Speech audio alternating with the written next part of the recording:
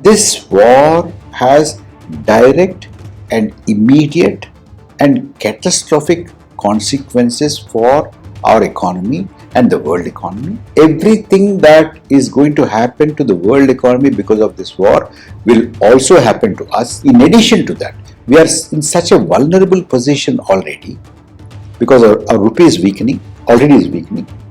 Even before the war, it was weakening. Now it will further weaken. That will have massive consequences for our economy. Dollar, as I said, dollar rupee ratio.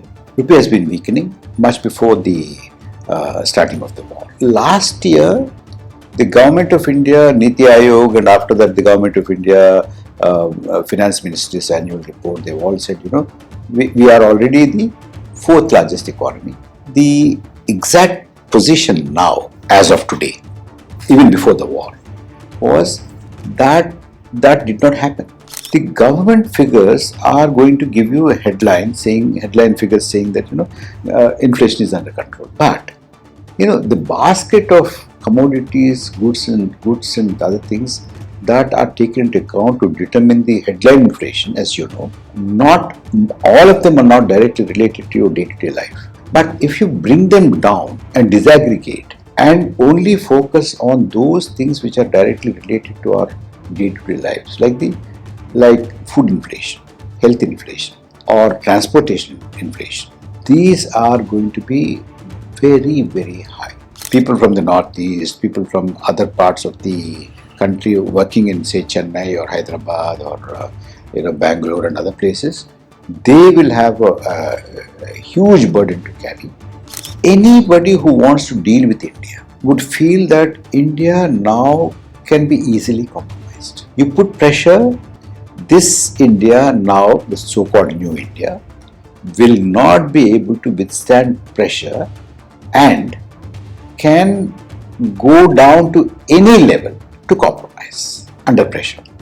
That's what happened with our dealings with the United States. Yes. That's what happened with our dealings with Israelis. Maybe because of the United States, we don't know. But it somehow shows that India is no longer a country which has courage of its convictions. உடல் வலிமையை உறுதி செய்யும் சிலாஜித், கவனத்தை மேம்படுத்தும் அஸ்வகந்தா மற்றும் உயிர் சக்தியை பெருக செய்யும் சஃபேடு முஸ்லி போன்ற இமயமலையின் உணவுப் பொருட்களை கொண்டு வந்து மிஸ்டர் பர்ஃபெக்ட் உருவாக்கப்பட்டுள்ளது. உங்கள் முழு குடும்பத்தின் ஆரோக்கியத்தை மா நேச்சுரல்ஸ் மூலம் உறுதி செய்திருங்கள். 100% இயற்கையான மூலிகைப் பொருட்கள் மூலம் உருவாக்கப்பட்ட மிஸ்டர் பர்ஃபெக்ட் மற்றும் மிஸ் பர்ஃபெக்ட் தலைமுறையாக குடும்பங்களின் உடல் வலிமை, மன வலிமை மற்றும் மகிழ்ச்சியை பெருக செய்கிறது. உங்கள் மகிழ்ச்சியான பயணத்தை துவங்க www.mannaturals.com என்ற இணையதளத்தை பார்வையிடவும் அல்லது வாட்ஸ்அப் எண்ணிலும் தொடர்பு கொள்ளலாம்.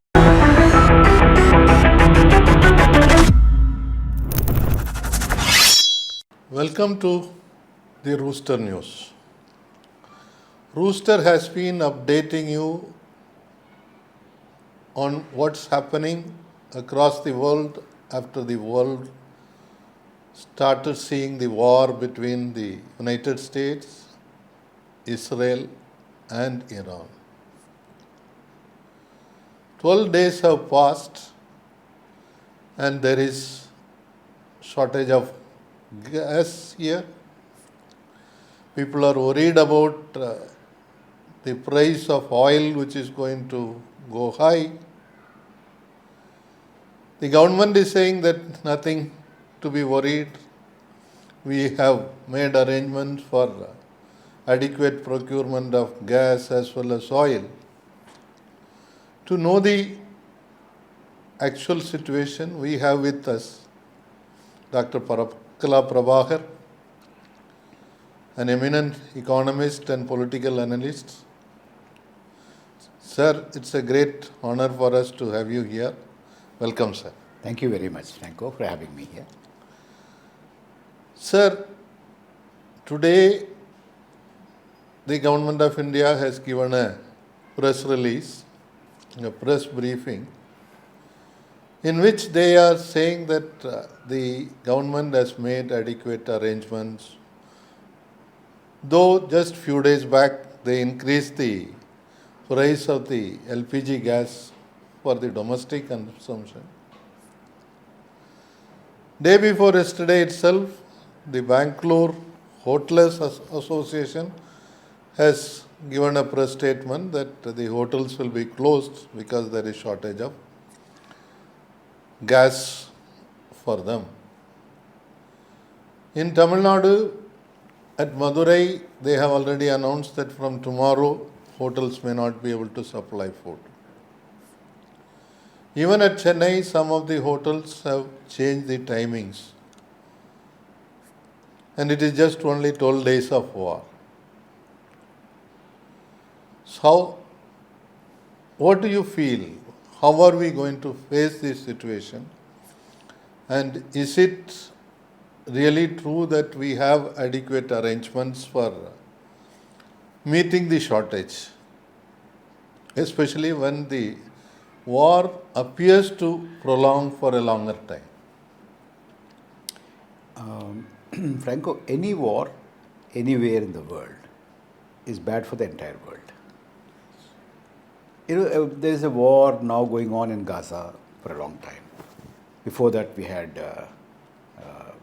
Ukraine still going on. 4 years. Yeah, and many spots which are seeing hot wars.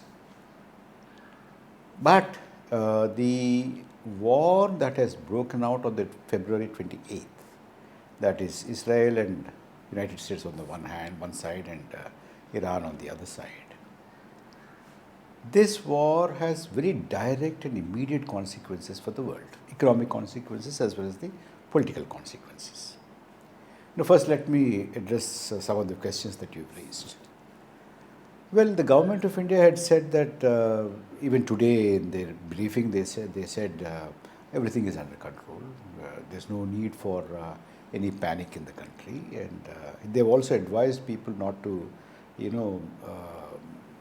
book LPG repairing more, and there's no need for all that. In fact, it's good that the government has said that, because otherwise, if the government kept quiet, or if they did not say this in a reassuring tone, things would have been chaotic.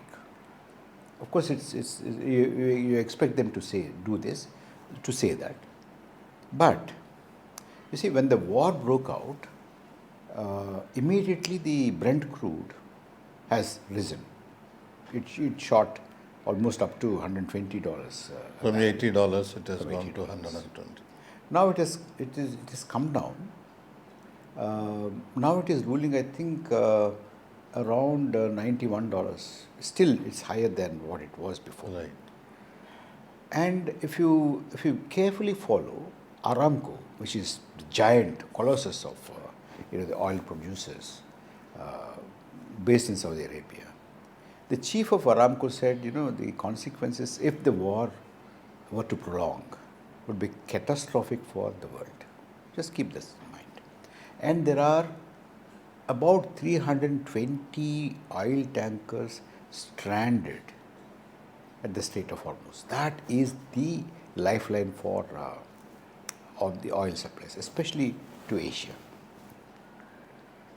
Now, the government of India says, we have diversified so much, and we don't depend so much on the Strait of Hormuz, but it's very unlikely. It's good that they said it, just to reassure people. But if you are to look at the reality, where else are we getting from?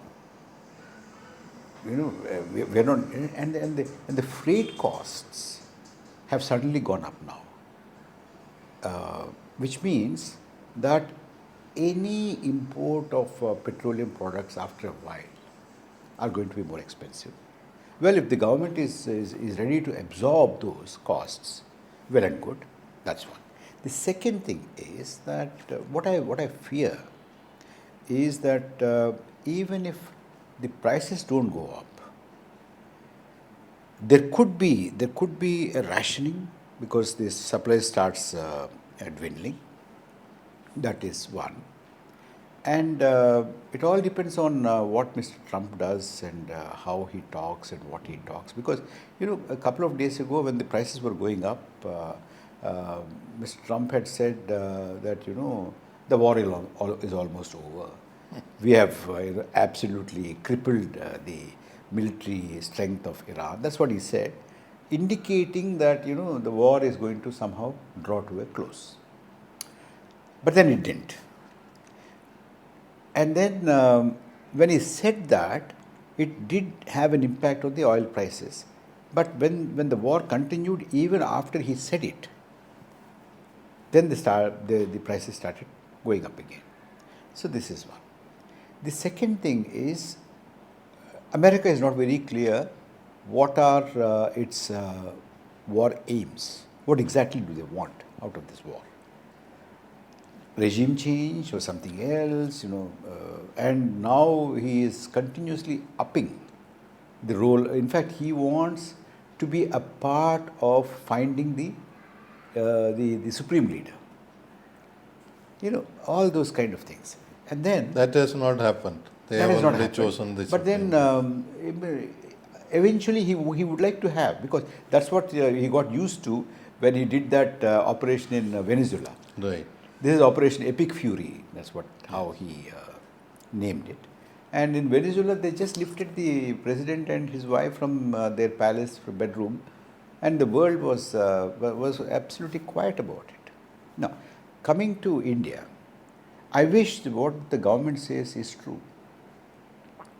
But I do not want to, cast doubts on what the government is saying openly and cause panic among the citizens of the country. That's not our purpose. But the point, however, is that is our optimism based on solid reality, or are we trying to, somehow or the other, trying to live in some kind of a make-believe world? So that we need to understand. To say that nothing is going to affect us is probably overstating. It's an exhibition of overconfidence. One need not be. In fact, the government ought to say what are the risk factors now, and how are they proposing to handle those risk factors, instead of saying nothing is absolutely there's no risk at all, we are all fine. That is not the way the government of India, if it is so responsible, should handle the situation in As if what they say is not coming true, the faith in the system itself goes. Of course, yes. When really, if people start calling up the gas agency, not a panic booking, but even if the people who need it, because now it's middle of the month, people who have booked got their deliveries last month, middle of the month, last month, they would book. For instance, I was trying to book today. It's repeatedly getting disconnected. And once I got connected, but then I was put on music. And after about a minute or so, the recorded message says that, now we have a little difficulty. Please call later. Today you have faced that. Just today in the afternoon. It happened today. So, is it coincidence? Is it really there is a problem with the line, or is it because of the situation? I am not able to say. I do not know, maybe. But I do not also want to, cause any panic. But mine was not a panic booking. Mine was a genuine booking. I was not able to do it today. And if this happens, then the credibility of the government's press statements would become questionable. Whatever they say, then people would say, they're just saying it, but that's not the reality. No, in the press briefing, they were also saying that the priority is for domestic consumers, second is for hospitals and educational institutions. They don't mention about the hotels. Now, if that is the case, what happened to the hotels? The employees I am seeing in Chennai and across the country, most of the hotel employees are from northeast or from northern part of India. They are here working in harsh conditions with the hope that every month they will be able to send some money to their home. What is going to happen to that? if the entire hotel system is not going to function, will it not affect the economy as a whole? Oh, it will have direct consequences. See, suppose if milk price increases, there will be a downstream effect, but to a limited extent. But if petroleum products, the supply or the price, if that is affected, it will have across the board impact because transportation, food transportation, people's transportation, goods transportation, everything is affected and it will have a cascading effect on everything. And inflation is likely to become uncontrollable and it will have a lot of drain on the foreign exchange. Because of these conditions, it impacts the value of rupee. Value of rupee against dollar and other currencies is likely to even weaken, further weaken. So that will have a lot of impact on our exports and imports and international trade, our standing in the international market and the international economy. These things are very cascading effect. These are. A large portion of the petroleum products are also imported by Mukesh Ambani's Reliance. In addition to the Bombay High oil which they are extracting, oil and gas.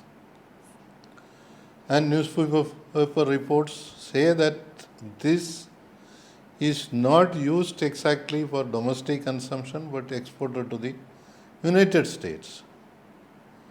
Should the government not have a control over this at this stage? Oh, you see, you're talking about the government's control.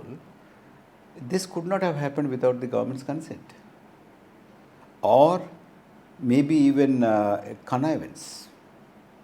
If not consent, connivance, or they just let that happen. Otherwise, tell me, when we were importing Russian oil, large quantities, and much cheaper than the other sellers, why was that not being passed on to the consumer? Why are our fuel prices so high? Now, recently I've been to Bhutan. Bhutan's petroleum products are 100% imported from India. From India? From India. Okay. India imports and exports that too. Part of that, to Bhutan. So, Bhutan's petroleum products are 100% imported, except some lubes, etc. But mostly diesel and petrol are imported from India. Bhutan sells its petrol per litre at 63 rupees. Indian rupees. Indian rupees. And diesel, I think, is at 67 or so. And who are the vendors? Who own the pumps? The pumps are HP pump, Indian Oil pump, BP pump. These are the pumps.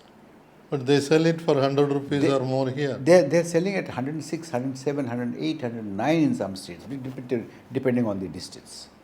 But they are selling, the same pumps are able to sell at 63 rupees odd in Bhutan. Why? My feeling, Franco, is that you have all the public sector undertaking pumps.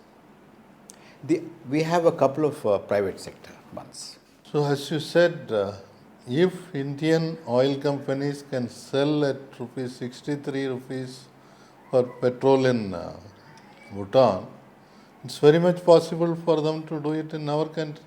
If not 63, maybe 65, 67, 68 or even 70. But you see, my guess, from a guess on the basis of my study, is that they are not willing to reduce it because, you see, most of our pumps are public sector undertakings. But there are two pumps which are private sector. In order to protect the margin, large margins for those two, because they have to get it on the open market. I think to give them huge margins, the public sector pumps are also selling at high prices, because if public sector undertakings, their pumps reduce it, in competition they also, the private sector also will have to reduce. Those two also will be at a problem. They will also lose, not lose their margins, lose their profits. And we have been getting a lot of oil from Russia at much cheaper price. Why was not even a rupee passed on to the domestic consumer from that cheap price? That's one. The second thing is that, probably the government would like to, because they are saying that there's nothing wrong, they're assuring the people, it might be able to absorb that kind of a, increase in the price for some time. But how long can they do that?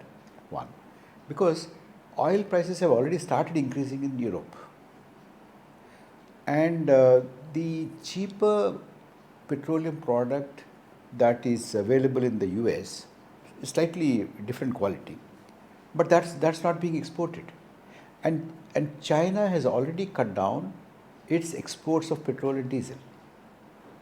So the international situation is now slightly more tightening. And Aramco, as I said already, Aramco chief had already said it's going to be catastrophe if the war continues. So look at it from any angle. I think India's energy supplies are now at a huge risk. We reduced the purchase from Russia, though some no, of but the you see, no, the Americans have given us, Trump had given us a 30-day window, But the point is this, the point is the Russians will not sell it at the price they were selling earlier when we were normally trading. Because under the pressure of the United States, we have reduced or even stopped buying Russian oil. Now if you want, because we are in a very dire strait ourselves, then the Russians will increase the price. They have already, like any businessman, they will do that. Now, even those tankers from Russia, which are already seaborne, which are already on the way in the seas, even their prices have already gone up. They are selling it at a higher price. So, Russian oil, which we are now allowed to buy, is going to be up. Brent is up, and the tankers are stranded in the Strait of Hormuz, including the LNG, not only just the crude, but even LNG are stranded. Now, the Americans have given some kind of assurance that we would even support the insurance, because insurance will also go up now.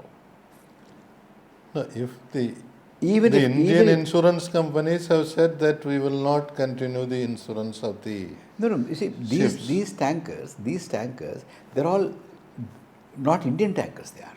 Right. They're international tankers. So their insurers are mostly in London.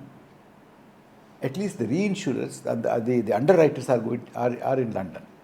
So even if the American government wants to subsidize the insurance or absorb the extra cost of insurance, but they do not, and the budget they've allocated as of today will not cover most of the carriers, most of the amount tankers. of dollar they are losing in the war every day. Whether it will be possible for them to subsidize some other country? It's not. It's not. And the underwriters and the insurers who sit in London, they are reluctant because for two reasons. One, the money is not sufficient. Second one is much more important. You see, all the insurance policies of the tankers would cover the crude, but it won't cover the damages that might happen To the if ship. if there is an attack and there is a leak into the sea. Okay. The oil leakage into the sea and the resulting pollution and the damages caused by that, they are not going to be absorbed by the insurance companies. So that is another factor. So all these things put together, the this war has direct and immediate and catastrophic consequences for our economy and the world economy. And everything that is going to happen to the world economy because of this war will also happen to us, number one. Number two, in addition to that, we are in such a vulnerable position already because our rupee is weakening, already is weakening. Even before the war, it was weakening. Now it will further weaken. That will have massive consequences for our economy. And in the Gulf countries, almost 1 crore Indians are working. Their remittances will get reduced. Yes. That will also affect the economy. And what will be the larger impact for the economy as a whole, to the financial system, to the investments coming from abroad, the prices which are likely to go up, whether we are going to reach a situation that because of the main energy crisis, we will be forced to once again go back to the COVID days, work from home, those kind of things. You see, I do not want to add to any panic. Let me not be very alarmist in this. But then we should also understand the reality. The reality is going to be, Franco, is going to be very unpleasant. I'll tell you why. Because, you see, the dollar, as I said, dollar-rupee ratio, rupee has been weakening much before the starting of the war. And much before the starting of the war, you see, last year, the Government of India, Niti Aayog, and after that the Government of India Finance Ministry's annual report, they've all said, we are already the fourth largest economy in the world. But then, the exact position now, as of today, even before the war, was that did not happen. Because we were expecting to cross $4 trillion, 4.1 or 4.2, but we did not. That did not happen, and Japan remained at 4.18, and we are just about 4. So we are still not the fourth, in spite of we announcing it prematurely. Right. So that has not happened. So when that did not happen even before the outbreak of the Gulf War, now it will be even worse situation for the economy. That is mainly because of the weakening of the rupee. Earlier, it was weakening. It will further weaken now because of this. Another important thing is, you already talked about the hotel industry and they're rationing and they're closing down maybe, or they're not changing the timings, or might be closing for maybe dinner session, open for lunch. Maybe after that they might close breakfast only for lunch. All these things might happen, but it will have very deleterious consequences on the inflation and price situation. The government figures are going to give you a headline figures saying that inflation is under control. But the basket of commodities, goods and other things that are taken into account to determine the headline inflation, as you know, are not, all of them are not directly related to your day-to-day life. But if you bring them down and disaggregate and only focus on those things which are directly related to our day-to-day lives, like food inflation, health inflation, or transportation inflation, these are going to be very, very high. Now that will have direct consequences to our economy, and as you mentioned, people from the northeast, people from other parts of the country working in, say, Chennai or Hyderabad or Bengaluru and other places, they will have a huge burden to carry. We have the highest unemployment now, and it is Yes. going to further worsen. It's going to be worse. That's one. The other thing is that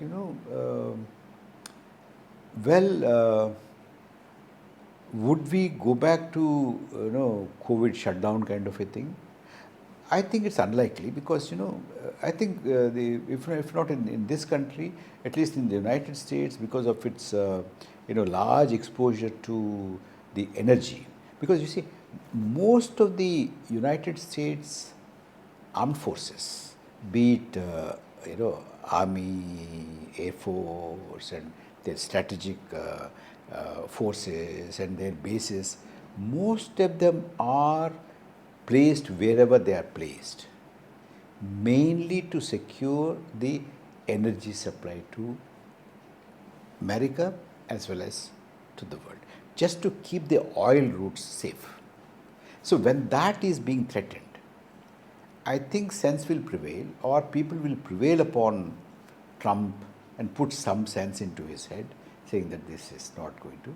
And you see, now the European community is now actively considering lifting ban on Russia for gas and petroleum products, yes. because they can't afford.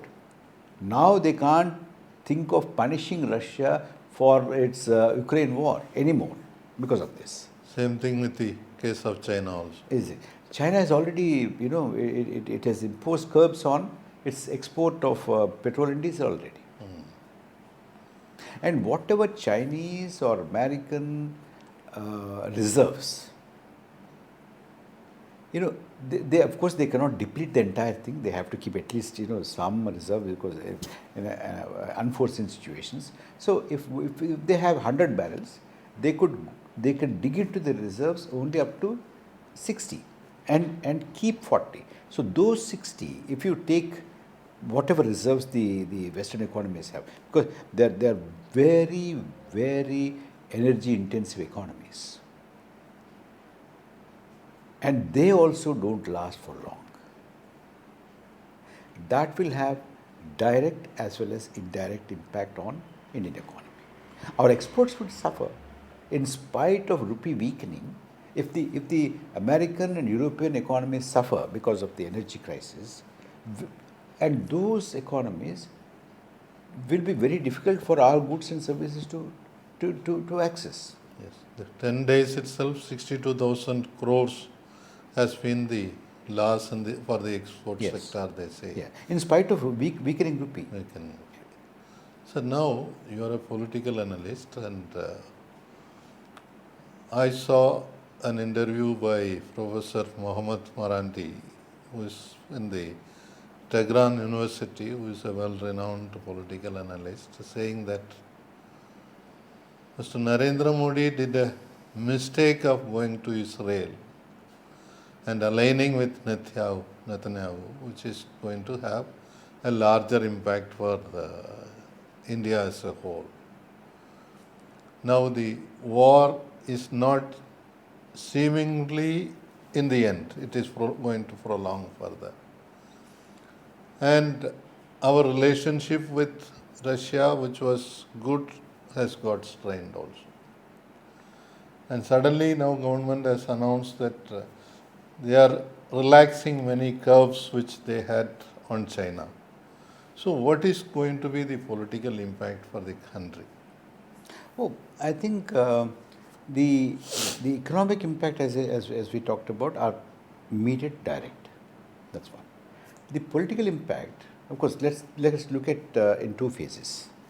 One, India's international standing. It has taken a beating, especially its standing as a leader of the global South. That solidarity. One, of course, we were very weak or we came across very weak when we did not say anything about what happened in Venezuela. Yes. That itself really tarnished us. Now, see, let's not debate uh, whether Khamenei was good, bad. That's a different thing. People can have different opinions. Like people have different opinions about our own leadership. Yes. But the point is, even if you don't approve of a particular leadership in a country, would international norms be allowed to be broken so that a power, a country, can get into another country and lift the head of the state? And in this case, eliminate Eliminate. the There, leader. they lifted. Here, they bombed and eliminated, in Iran's case. And India did not utter a word. They did not even sign the condolence register and they leave for 5 days. Yeah. The foreign minister could not visit the Iranian embassy, Yes. which is normally done. Okay.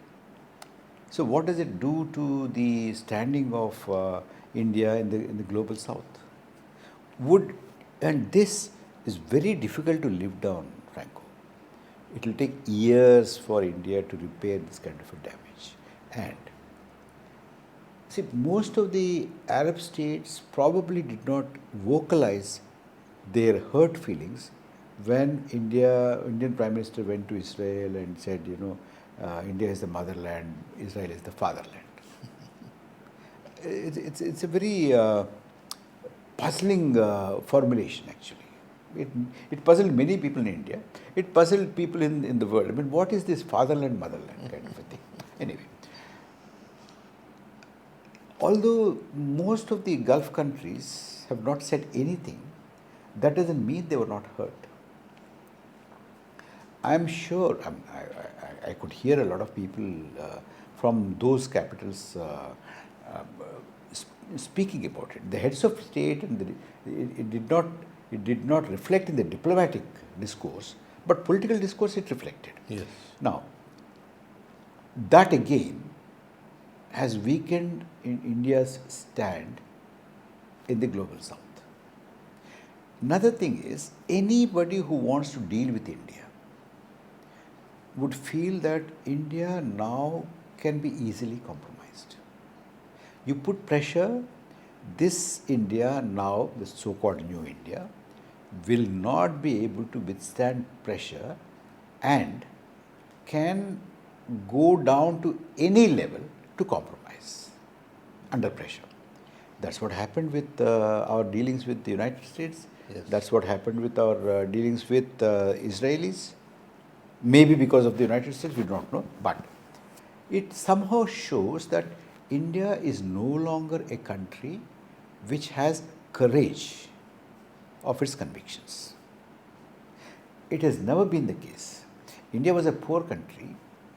India is not a $4 trillion economy in the 60s and 70s and 80s and 90s. Still, India could take the moral high ground in the international system. Today, that moral high ground is lost because of this. What would Chinese think about this? Chinese would think that, India can be, arm twisted so easily. Yes. Every country would think that. They just have to have somehow get one handle with the leadership or with the country or with something, then India can be twisted. That is the message that we sent loud and clear to the international community with our not being able to take a stand in the case of Venezuela as well as in the case of the killing of the leadership of Iran. Yes. This is a direct political consequence and domestic consequence. Domestic consequence, you see, it's not very difficult for the common person today to understand that there is something wrong with the leadership that is making these leadership keep silent on very, very important issues. Now, if you contrast that with the kind of tall claims that came about in the social media that Narendra Modi could stop war for a day in Ukraine so that the Indian students could, there's a lot of... Yes. Now, what does it talk about Narendra Modi, the Prime Minister of India today, when he is not able to even utter one single word against the destruction of the leadership of a country or even abducting the leadership of another country? And both, mind you, And not countering what statements repeatedly Trump makes also. Yes, Trump makes, the White House spokespersons make, Right. their secretaries make, and mind you, these two countries, Venezuela and Iran, both of them belong to Global South. Yes. It's not Greenland. It's not Russia versus United States. It's United States versus Venezuela. It's United States versus Iran. Don't we have a role? Thank you very much, sir. You have given a clear picture of how the economy is transforming, what are the likely crises we will have to face, and the weakening of the political leadership in this country, in the international arena, where during the days of Nehru and Indira Gandhi, we had such a high moral ground and we were a leader of the non-aligned nations. Thank you very much. We'll continue to keep listening to you. Thank you very much. Thank you. ஊடகம் corporate அரசியல்வாதிகளின் கைப்பாவையாக அடிமைகளாக இருந்தது போதும் இனி சாட்டை எடுத்து சுழற்றும் நேரம் வந்துவிட்டது. ஊடகம் பொதுமக்களாகிய உங்களுக்காக உங்களாலேயே இயக்கப்பட வேண்டும். ஊடக சுதந்திரத்திற்காக உங்களின் பங்களிப்பை இன்றே அளித்திடுங்கள்.